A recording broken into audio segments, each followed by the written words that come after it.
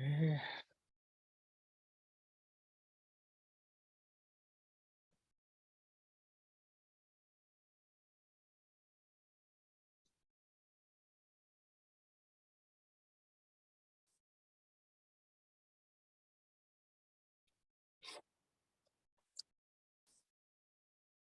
Okay, so welcome to Pushing Beyond the Obvious Leadership Edition. We've been having this conversation with many people around leadership and the need for leadership and how do you show up as leaders. So in the same series, today I'm super glad to host Sophie on the podcast. And Sophie, for people who are not familiar with your work, can you please introduce yourself and maybe touch a little bit upon what is it that lights you up? Oh, wonderful. Hi, Mukesh, and thank you for having me. I have a background in internationalization strategy. And so I love the world. I love getting out in the world. I love exploring the world. And I'm super lucky to have a passport where I can experience the world. And I've traveled with work.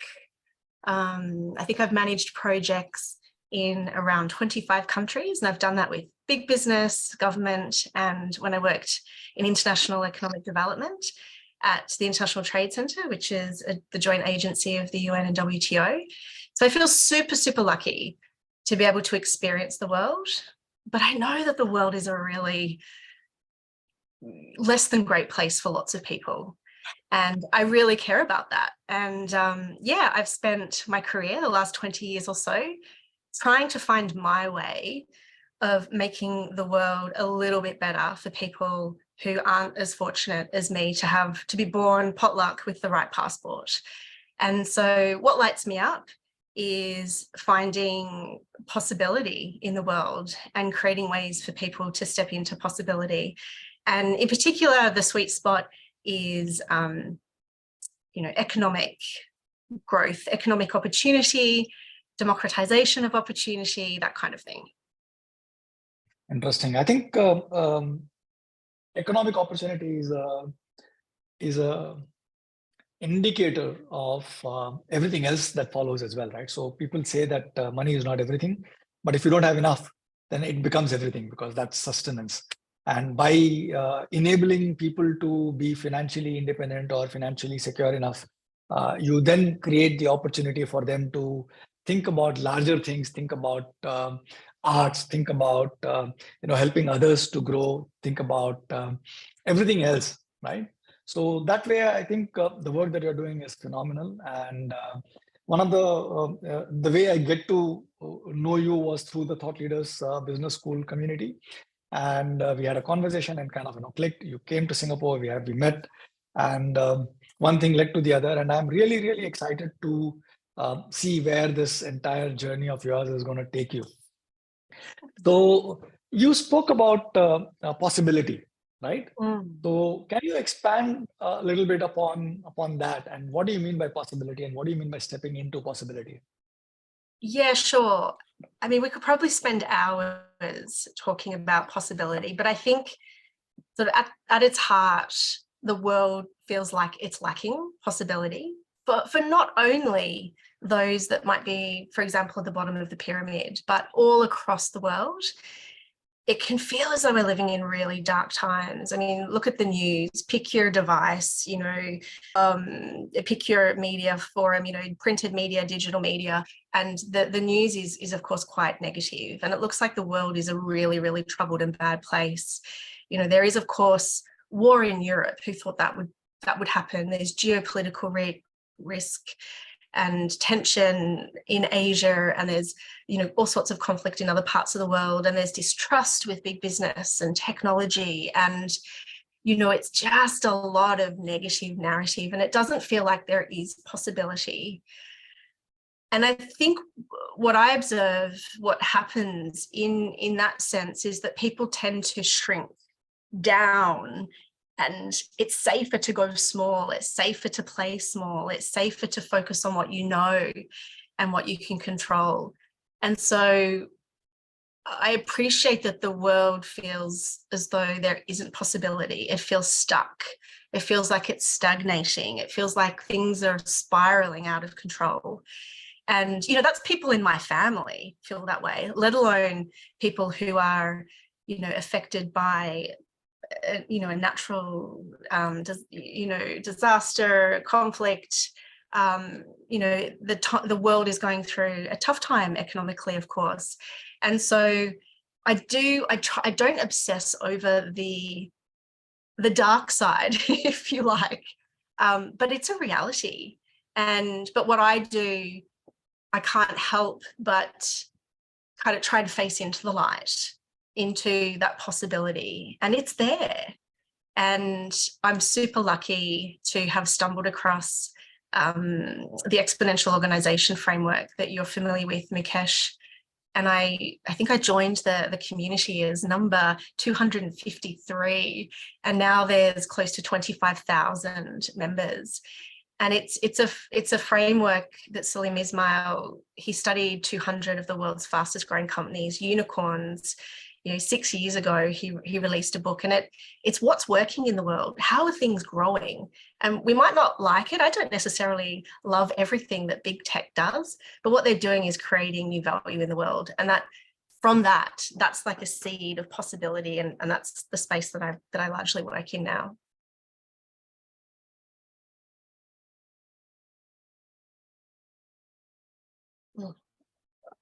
Mukesh, you're on mute. So 3.5 years of doing this and still struggle with this. Anyway, so I think what I was saying was that I think what Exponential Organization as a book and as a framework did for a lot of fast-growing startups is phenomenal. It unlocked value at pace which was unheard of.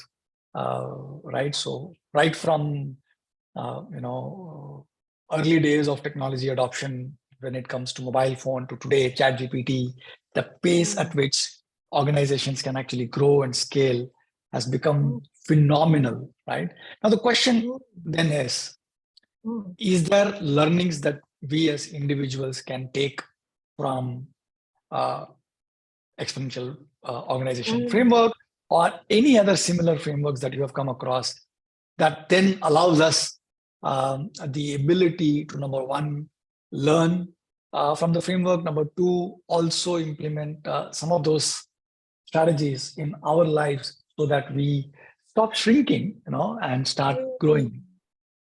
Yeah, absolutely. My work as an EXO coach involves getting very ordinary people to do extraordinary things. And that is because they're these legacy companies where they work, it might be oil and gas, infrastructure, agriculture, manufacturing, you name it. These companies know that they need to do something different. And there is this framework that works.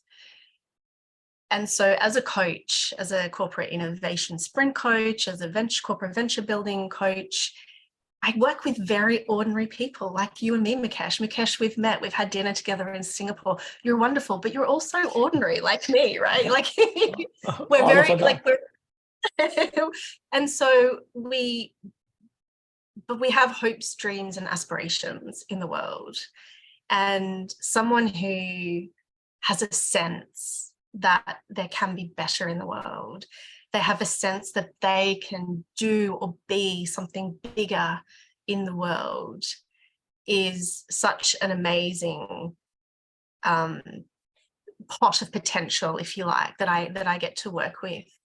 And so even though we're wanting to capture growth for a validated business model and capture at least 10 times, the business model has to produce 10 times the financial, the return on investment, if you like. Working with ordinary people to do extraordinary things is a process of indeed getting them to change how they work, who they work, sort of their network, their ways of working, the frameworks they're using, and also how they work in terms of how they believe in themselves and the potential in the world. And so what is really, really fundamental, I'd say the first thing is to zoom out, and it's to see the world as one, to see the connectivity in the world, to see that we're almost 5 billion people, with a smartphone or another connected device at our fingertips, and to see the world as one, as a blank canvas, if you like, to see the world as opportunity, because that's what the world's fastest growing companies do. They see the world as one, and they build something for the whole world, of course, and then they come down and look at how do we localize and what are the requirements that we need to adhere to, and so on. So it's seeing this bigger picture, seeing that we're connected. And of course, it's other things. It's letting ideas win over hierarchy. Steve Jobs said, let's let ideas win over hierarchy. That can be really, really challenging in a corporate environment where the corporate immune system attacks, as Salim Ismail, my founder in the Expo World, says. The corporate immune system will attack. The societal immune system will attack, but also your inner critic is going to attack. It's going to be, why you? Why do you get to do this? And so it's helping to overcome these, and there are ways of doing that. And it's also being inspired by what I call unusual suspects. It's the 15 and 16-year-olds that are coming up with cancer detection devices because of open source data, and studying studying a MOOC to identify how to come up with a novel approach to cancer detection. And it's looking at the world as one opportunity. Let's start here, solve for one, and then scale and solve for many. And it's that belief that it's possible, and also building a global network, not being kept small by where you are and the voices you hear and the limiting beliefs that you might be around, but it's saying, who are the biggest and brightest minds, and how do we connect over the problem we're trying to solve? What's the purpose that drives us? And when we can connect with them, we can invite them into our world for an hour to tap into their hearts and minds, to get their expertise, or we can invite them on the journey for a month or a year. And we've got the agility to do that. So being less kind of confined by structure and so on, more agility. And also, let's get out into the world, let's explore the world and conduct a series of small experiments. And to experiment is to learn, is to keep moving. And so they're for me, what we want an organization to do that is growing and thriving in the world at an individual level. They're the key things that come to mind for me. Interesting. So one of my mentors, Boris Munshi, when I speak to him, every time I speak to him, he would always insist that process trumps talent. So he says that extraordinary things can be done by ordinary people as long as you have the right process, and which also includes subconscious processes as well. For example, beliefs, the fears, how do you address all of them? So process beats talent or trumps talent is one of the things that he always talks about. And the other thing that he would always say is that, if you really truly want breakthrough growth or breakthrough results, one of the things that you need to stop doing is going after a 10%, 20%, or even, for example, a 100% growth. So the moment you are doing a 100% growth, you're still doing the same stuff, but working harder.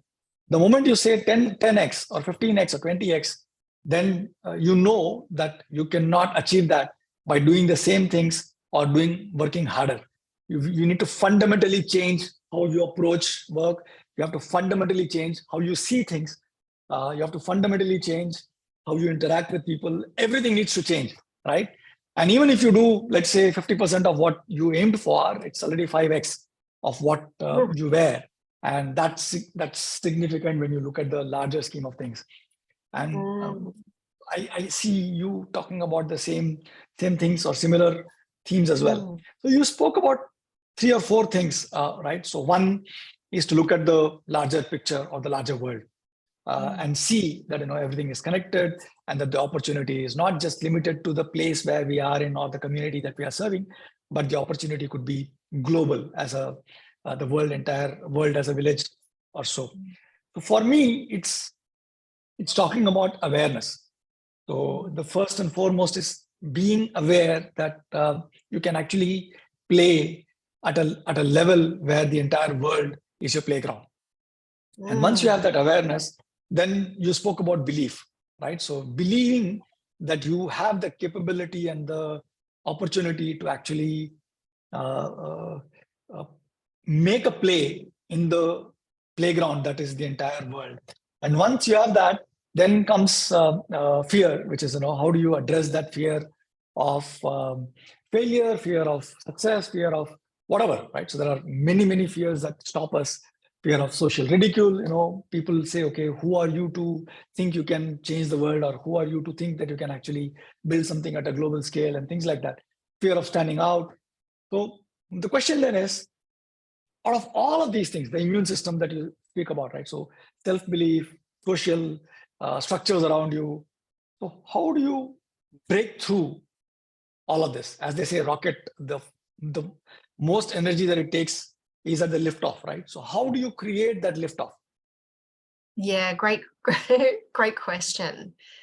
What works in my world is an immersive experience of like an obsession level of a bombardment, if you like, of what's working in the world, so that there's a very renewed view of the world. And so it's like in an EXO sprint, we have typically what's called an align week, where it's a full week of this is what's working. And there are interactive exercises. And this is what I do, something similar with other clients as well. And what we do is really imagine, once we understand what's possible in the world because of the convergence of exponential technologies, for example, once we can see that there's innovative business models that allow the creation, capture, and I think the distribution of value in the world, we get a sense that there's more than meets the eye. We get a sense that there is indeed this other layer. There is possibility. There's a lot working in the world. But then when you add an additional dimension of getting people to do things that they feel very uncomfortable doing, but you cram in a lot in a short space of time, how people think and feel shifts. And what you really want to do is make people think, feel, and see things in their mind's eye that they can't unsee, think and feel. And so, for example, it's looking at pick a technology or a global trend, and what's the absolute worst outcome for humanity and society and the environment. Go there. And then, on the other hand, what's the absolute best outcome, looking at across the board, looking at for society, for the environment. Governments are thriving, they've got money to invest in healthcare, education, like the very best of what can happen in the world and the very worst. But of course, what we also want to do with tapping into the hearts and minds of people and letting them make it very personal for themselves is to tap into what they really care about. And a lot of times, like I'm a business person, I'm about creating economic opportunity. And I've spent a lot of my career working in the developing world and in emerging markets, and I still do. And people say, oh, technology, it's kind of evil, it displaces people. And yes, there is displacement and there's ways of managing that. But I kind of think until every wicked problem in the world is solved, we've got to keep creating alternatives. We've got to keep creating mechanisms to solve these problems. And what I love about when an exponential technology comes down in price and becomes accessible, and its power, the doubling power and the price is driving down, it becomes available to anyone in the world. And so if you give someone the tools and the confidence, if they've got the ambition to solve a problem and the agency, the ability to use it, they're unstoppable. And I'm all for bring on the competition.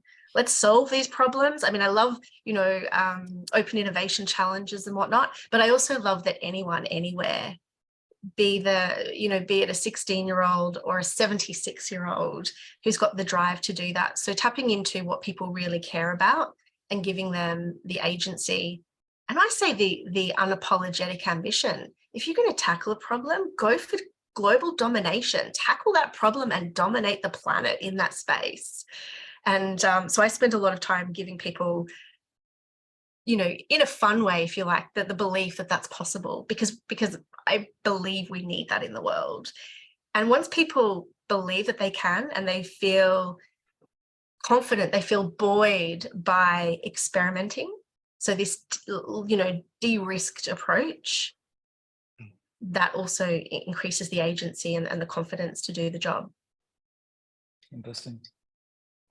So I know that you have this very interesting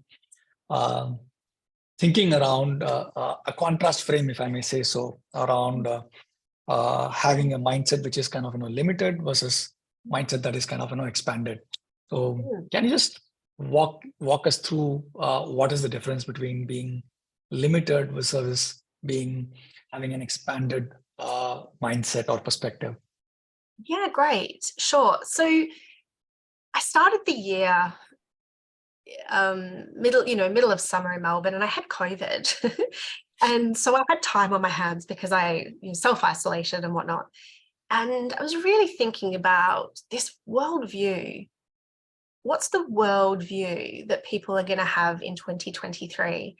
And as we started in our conversation, Mukesh, a lot of people have this very limited worldview. There's, it's based on the negative news, and it's sort of scarcity driven, and it's focused on, in the business world and even in government and multilateral organizations, there's a lot of focus on what can we correct? How can we add a digital layer? But how do we ultimately maintain our control? How do we do those 10% fixes?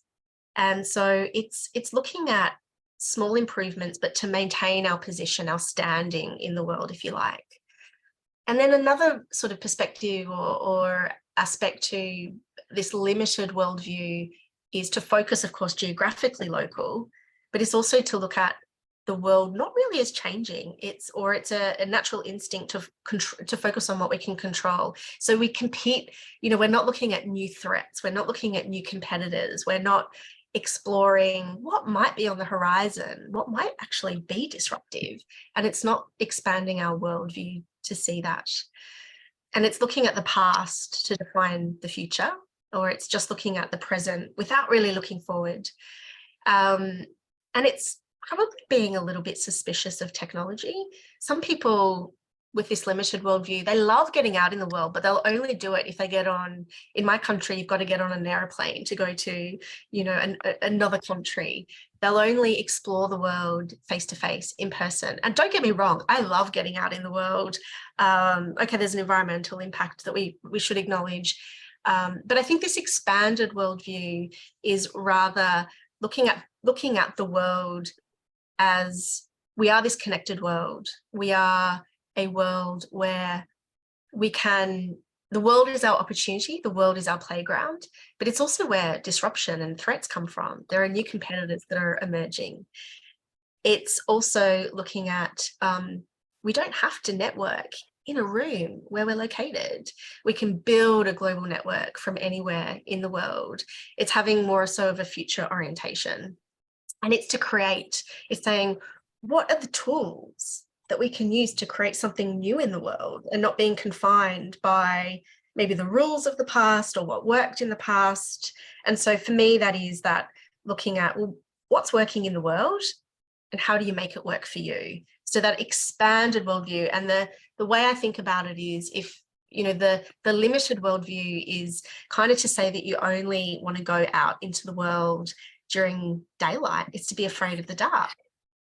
And yet to be afraid of the dark means you don't get to go out at night and you don't get to see the stars. And then you miss out on the universe. That's beautiful, actually. So this metaphor, I think when I first read about it, it just took my breath away, because I'll tell you this. People who know me really well know that I'm really, really afraid of water, to get into water. So I've been trying a lot of things to kind of overcome the fear of drowning, and I've also realized that I really like um, when I watch videos.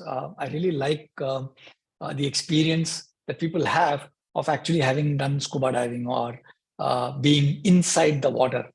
So I know that I'm missing out on all of that experience because of this fear of water. And when you talk about being afraid of dark and missing out on the stars, that's exactly what I felt, being afraid of water and missing out of all those experiences of being in the water. So it is a very, very powerful analogy or a metaphor that you talk about. You also spoke about the fact that looking at both extremes. So what's the worst that can happen, and what's the best that can happen? And by doing this, you're also kind of pushing people outside of their comfort zone and kind of expand their worldview in both sides. And as someone very wise once said, an expanded mind, once a mind is expanded, cannot go back to its original size. Yeah. And and creating discomfort by creating, showing both the possibilities, also creates discomfort within us. And out of that discomfort is what I think change comes through. The energy to overcome inertia comes through that discomfort. And I think that's a brilliant strategy to kind of drive that. So let me come back to some of the things that I've been watching you do on Instagram. So I mean, I've been seeing you click pictures of colors everywhere. I can see on your background you have a world which is full of colors. So you also talk about color my world, many places. So explain to me what is this color my world, and why is this obsession with colors? Yeah, great. Well, we started the conversation, Mukesh, around the world feeling stuck and stagnant, and it really feels it feels quite grey and muted, and yet there's bursts of colour. Something's working. There are winners in the world, but it feels out of reach for most people. And so colour your world is about so much of what we've just been speaking about. It's about tapping into, who are you? If you have a sense that there's more to do, that you could do more, and if you have the ability to get up and do something, but also if you can intellectualize that there's a shift at play in the world, then you have colour that I feel it's like bursting. It's bursting to get out of you into the world. And so if we think of the world as one, then the world really is a blank canvas. And there's enough to do in the world. Pick your problem. Pick any problem. Pick a really small problem. Pick a huge problem, a wicked problem. Pick your problem and splash your colour on that canvas. And so the world can feel really grey, but it shouldn't. And it's never been more important to get out and explore the world, and it's never been easier. You're I've met you in we met through an Australian organization. You're now in Germany, but you're normally in Singapore, where we met in person, and you're from India, and we're able to be globalized ourselves. Now, globalization, I know, is not a very popular term right now, but we can be worldly. Maybe that's a more romantic term. We can be worldly, and we can be explorers. We can explore the world, and we can look for color. And what I invite people to do is to look for color out in the world, not just in nature and art and so on, but also what's working. And a really, really wonderful thing, of course, we've seen earlier this year, we saw what's working. ChatGPT went, to 100 million users in 60 days. It broke all sorts of records. But of course, generative AI can be our co-pilot to get out into the world. Anything you want to ask about the world, you can go somewhere. You can, if you're wanting to know, how do I write an email to someone who's based in another country, like quite sort of foundational level stuff. But if that's where you're at to start, go for it.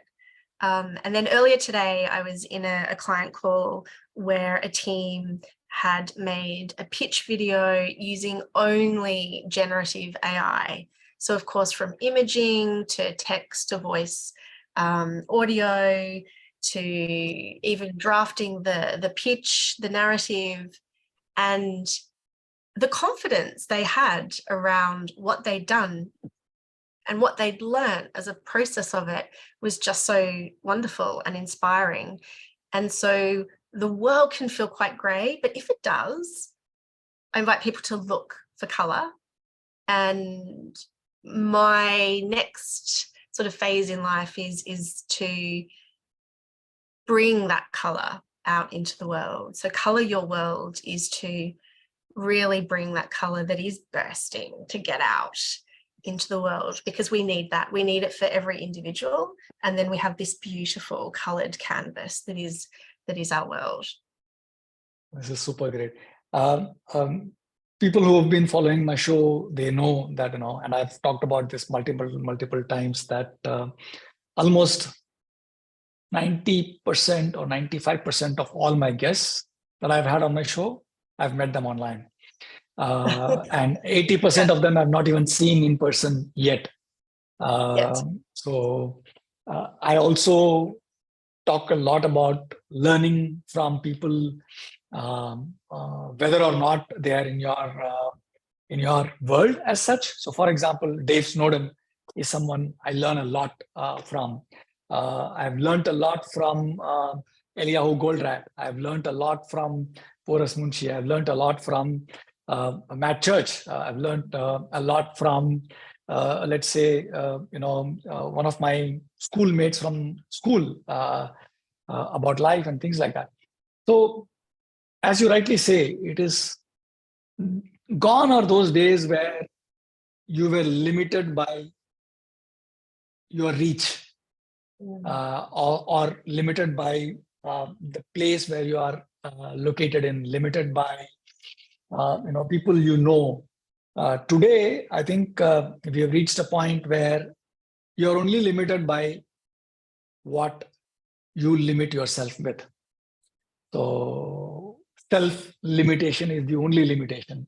I know this because earlier today morning, I was actually, while having a breakfast, I was watching a video on YouTube of two brilliant women who have written a book on art and science. So neuroscience of art.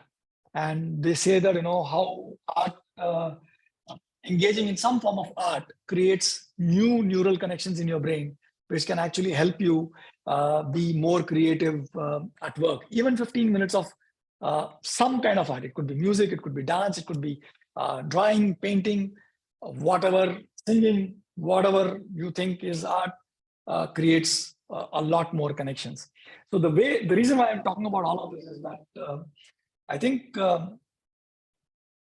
the limitation that we put on ourselves needs to expand. So which means that the limitations needs to reduce, and our ability to think about what we can do and where we need to play need to continuously evolve as we are evolving as well.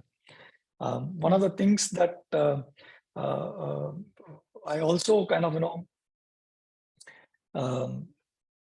strongly believe is that we need role models of people who actually step up into the possibilities and reach for the stars. Whether they fail or whether they succeed, it doesn't matter. But the very act of stepping into possibility and reaching for stars is something that we really need. And more so when it comes to leadership or being a leader. I think the world today lacks good leaders. across the board, whether it is in organizations, whether it is in society, whether it is personal leadership, whether it is political leadership. We really need people to step into big leadership roles, wanting to solve big problems. Climate will not solve by itself. Hunger and poverty will not solve by itself. Political divide and polarization will not solve by itself. So I think that's where, if you actually ask me, my take on what you spoke about from a color, your world, comes from that lens, which is, if can we be one of those people who can actually bring the color, our own colors out, but at the same time, enable or encourage others to bring their colors out and go for the stars as well. Sorry, I'm kind of talking about all of this because I'm really passionate about this, and I think the time is there, or right now is the time when we need people who can actually not only go for the stars, but also, take people along. One of the biggest things, one of the most irritating thing for me in the past couple of years has been when people say, let's go for the low-hanging fruits. And what happens then is, you get the low-hanging fruits, and then there are some more low-hanging fruits somewhere else, and the entire organization then, or the entire, whether it is political organization, social organization, economic organization, all of us then tend to take it easy because going after the low-hanging fruit is very easy, and in your comfort zone. So we never ever go or stretch beyond. In fact, last week I was kind of pushing a set of people to think bigger and go for a slightly more difficult thing to do, but the right thing to do. And I was pushed back, saying that no, we can't do this. Let's take it one step at a time. Let's do this first. Let's see how this works. I understand all of that thinking, but at the same time, if you don't have the larger vision that you're going after, you tend to stay at that bottom level, and which is, in my opinion, a loss of a lot of potential right there. Sorry, I've been rambling around. Absolutely. I absolutely agree, Mukesh. And it's quite a vulnerable position.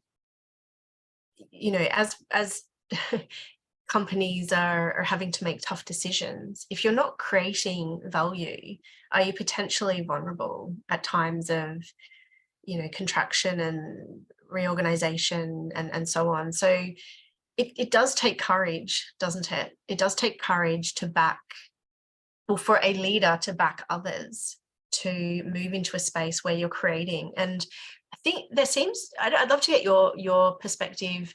Some of the clients I work with in parts of the business, there's a reaction that anything different is high risk, high stakes. And there's just a preference to not do it because times are tough. Whereas there's, the reason why I'm there is because there's another school of thinking. It might just be one or two people that is, well, actually, if we don't do this, we're in really big trouble. And so there's greater interest, and I dare say at times there's ambition. There's greater ambition. So for example, an agriculture company, I've spent some time working with a large company across Asia. The CEO of the business said, I think in a couple of years' time, if we are still involved in the slaughtering of animals, I will be held liable. It will be an offense. And so within that, there's a quiet ambition to reach for something bigger.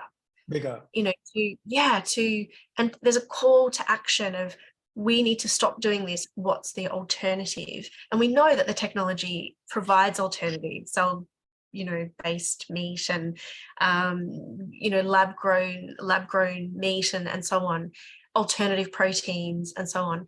And so that's not to say that we automatically land on the best solution. There's a process to go through. But asking the question, I wonder if there's a better alternative, and creating the space. And I love before when you mentioned color and your take on it, a big part of it is inviting people to play. Because when we're little, you can't tell a toddler how to paint. right? They're just going to do whatever stuff they want to do, and they're going to be very proud of their masterpiece. And I think let's let people have space to play, but let's give them a framework and unlearn some stuff so that they can create in a way that is tapping into their heart and mind. Because when people believe in what they're going to do, they're going to reach higher and they're going to work harder to actually achieve it.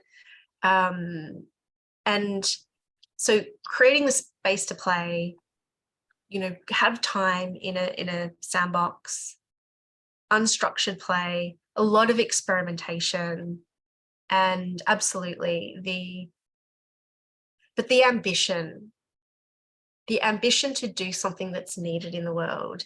And I agree, Mukesh, we need leaders in the world who are role models. And what I love about this connected world where we can see and learn and connect with more people is there are more of these unusual suspects. And so let's not fall into the habit of looking in our media area. You're in Singapore, I'm in Australia, we're in very privileged parts of the world. But I would put my hand up and say that, we need a whole new update to leadership levels in my country and in lots of, parts of the world. And so let's look at other places, unfamiliar faces in, new places, and be inspired there as well. So people who know me, they also know that I'm a big movie buff. I love watching movies. And I was on a long flight from Singapore to Germany and then had some time here in Germany as well. So yesterday I was watching this movie called Hidden Figures. This is about the story of three women who played a super important role in NASA in their entire space journey, right? So one of the women that they talk about, she kind of plays a supervisor in the entire for all the women, but at the same time is not the supervisor, but plays the role of a supervisor, which is does all the job without the title or the pay. And she gets to know that NASA has bought IBM computers, and there is a whole set of women who are actually the computers for NASA but until then. But with the advent of computers coming in, she realizes that they will all be out of a job. And she, instead of getting afraid, what she does is she steps into the possibility. She starts exploring how can she program or learn to program and work with the computers rather than being afraid or resisting the technology to come into the organization. And that one shift in her approach, or that one approach, saved everybody's job, because she not only learned herself, but she also taught to everyone else. And that's exactly what we need to do. I mean, ChatGPT is nothing different, or for that matter, artificial intelligence is nothing different. It's exactly the same thing, just a different time, just a different tool. Absolutely. And just experiment. A client I work with has recently said we're freezing consulting hires, and we want every staff to spend a certain percentage of their time using generative AI in its place. It's an experiment. Yeah. It's an experiment. Yeah. So in my book, Thrive, which I wrote about 5 years back, I talk about 9 mindsets that we need in order to succeed in a world where we are surrounded by smart machines and intelligent algorithms. And one of the mindset that I spoke about was a scientist's mindset, which is, run controlled experiments. Do something, observe, first have a theory as to if I do this, I believe this might happen. Then go ahead and do it and observe whether what you theorize actually happens or not. If it does, what did you learn from it? If it doesn't, why it didn't happen? What did you learn from it? And these micro experiments can actually, take you in areas which can be significantly bigger, profitable, and interesting areas to go into. Yeah, absolutely. And companies that are mandating, if you like, the use of generative AI, they're saying to their people, like large organizations, they're not rolling out training programs. There isn't the time to do that. But it's also saying to their people, we believe in you to experiment. We believe in you to give it a go and to, here are some parameters, but also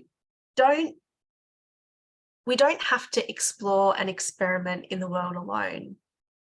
And so whenever I'm with clients and there's a mind shift piece, like when you have to let ideas win over hierarchy, how do you let ideas win? So how do you give feedback that don't, so you're not stifling ideas and innovation?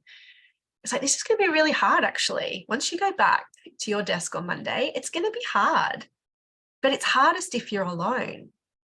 So find a couple of people who are here in this virtual or physical room and support each other in that process. If you're going to be accountability group, whatever you want to call it, so be it.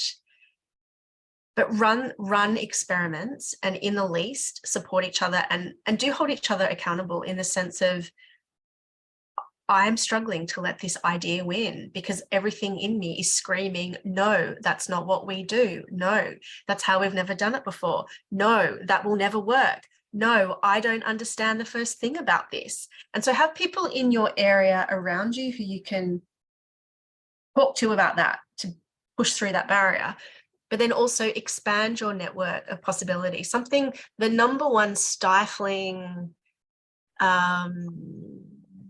aspect of all of this, in my experience, is someone saying, but I'm not an expert in that space. And my response is, you don't want to be an expert. The world is changing so quickly. Know where the experts are and have the ability to get and reach them. Yeah. So the only thing that I would like to be an expert in is being an expert learner. Yeah, nice. And Rikesh, I think you are. So one of the skill sets that I talk about in the same book, Thrive, as a keystone skill that each one of us needs to build upon, is our ability to learning how to learn. And that's a keystone skill that if we are able to develop that, and the ability to find things and quickly learn things, and on an ongoing basis keep finding things to learn, keep learning, keep finding more things to learn, keep learning, I think that expands your perspective, and with an expanded mind and an expanded perspective, it is more likely that you're going to go after bigger things rather than just be in your nice little comfortable bubble. Porus Munshi, again, I'm bringing him in. So he said that once you're in a very comfortable, nice little bubble, the risk is that by the time you realize that the bubble is going to burst, you're so comfortable that you've lost all ability to respond to whatever happens when the bubble bursts. So actively trying to expand and get into a bigger and bigger bubble is super important for you to kind of survive in the world that we are kind of going into. Yeah, absolutely. So go ahead. You're saying something. No, all good. So we are almost time that we had. We have about 10 minutes. So let's just quickly come to some very specific questions that I have for you. So first one is, if someone who has listened to this conversation wants to kind of go on this journey to start moving from being in a limited perspective or mindset to becoming having or developing an expanded perspective, what are the 2 or 3 things that you suggest them to do which can actually help them take the first step? Because the first 2 steps or 3 steps is what is the most difficult. So what would your recommendation be in terms of first 1, 2 or 3 steps that they can take? Yeah, sure. First of all, notice, like, where are you living in the world? If you're only looking at local news, only talking to locals, expecting expertise to be in your area, okay, so just notice, so like a little bit of a self-audit. but then also start looking out in the world at what is working, where is there, success, if you like. And it might not be success that you want to emulate, but notice where things are happening that's different. And an example is when the pandemic hit, there was this feeling of, oh my gosh, we're not going to have a vaccine for years, because traditionally vaccine discovery and commercialization took, I think it's on average 10 years. However, within 12 months of the pandemic hitting, we had 7 vaccines commercialized. And that's because of technology allowing, big data to be shared, and the world's biggest minds coming together to create vaccines and get them rolled out into the world. Whether you like them or you don't like them, the underlying principle is we are in this connected world, and people are working together. They're coming together to create new outcomes. What could that mean for you? Okay. So the second question, one of the things, as we spoke about, right, is to kind of continuously expand our thinking, look at broader horizons. So what exactly do you do as an individual to kind of continuously expand your horizons and perspectives? Yeah, great.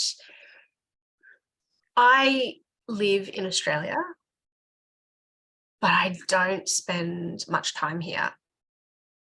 I don't travel very much. I don't get on an airplane, but I spend the majority of my clients are overseas, my network. And I've got colleagues, Mukesh, like you, we have spent hundreds of hours working together, but we've never met face to face. And so no doubt when we finally meet, it'll be, oh my gosh, you're that short or tall, those reactions. But I believe we make our world through our people-to-people interactions. And I'm very lucky to even, through the pandemic, Melbourne was one of the world's most locked down cities outside of China.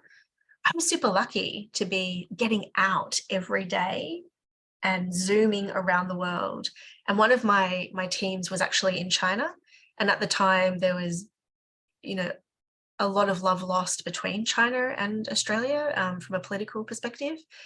And I was working with them on a project, and we reached a milestone. And at the conclusion of the project, we had a virtual, because we were virtual all the time, we had a virtual party, and they all bought Australian wine to the virtual party. And that's what makes the world feel small and the possibilities great. Getting out into the world, meeting people. If you don't know what to do, the very best thing to do is to reach out to someone and ask a question.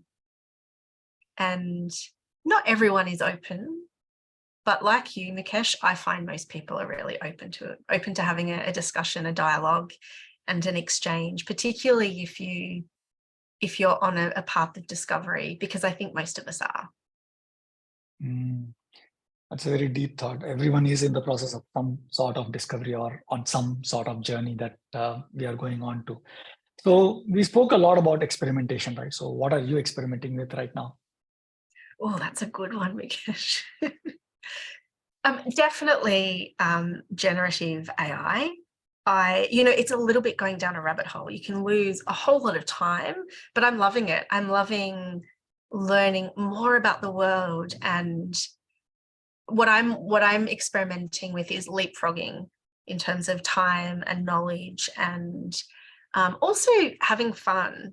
And so I'm working on a project with someone, Shane Williams, and he's been using photo AI to create some images, and they're an absolute hoot. Like, what they can communicate is far beyond what we would have in the past. And so it's trying to, what I'm experimenting with constantly is doing, I take my work very seriously, but I like to do it in a way that is light and not so serious.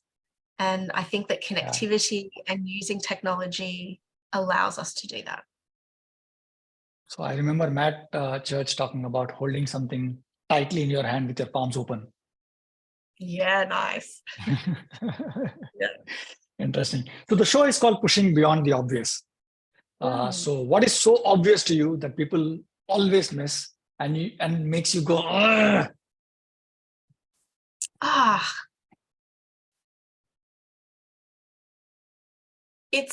It's one world. We, as people, as humanity, we have put lines and borders and barriers up. But it is one world. And Ron Garan, the NASA astronaut, speaks of when he was on the International Space Station and he saw the Earth, planet Earth, for the first time. He was, of course, struck by its beauty, but its oneness. We are one planet. And when we look at it as one, we can solve as one. We can have leaders who, my dream is indeed having leaders who lead in the world, with the world, for the world. And so you can bring people together and you can use technology to really solve, the economics of it can work, and tapping into what matters. And so for me, that seems obvious, but I am struck that it's actually not for many people. Yeah. Super. Thank you so much, Sophie, for taking time and talking to us today. I enjoyed the conversation a lot. I'm pretty sure that anyone who's listening to this conversation would enjoy the conversation and at the same time take away important insights as well.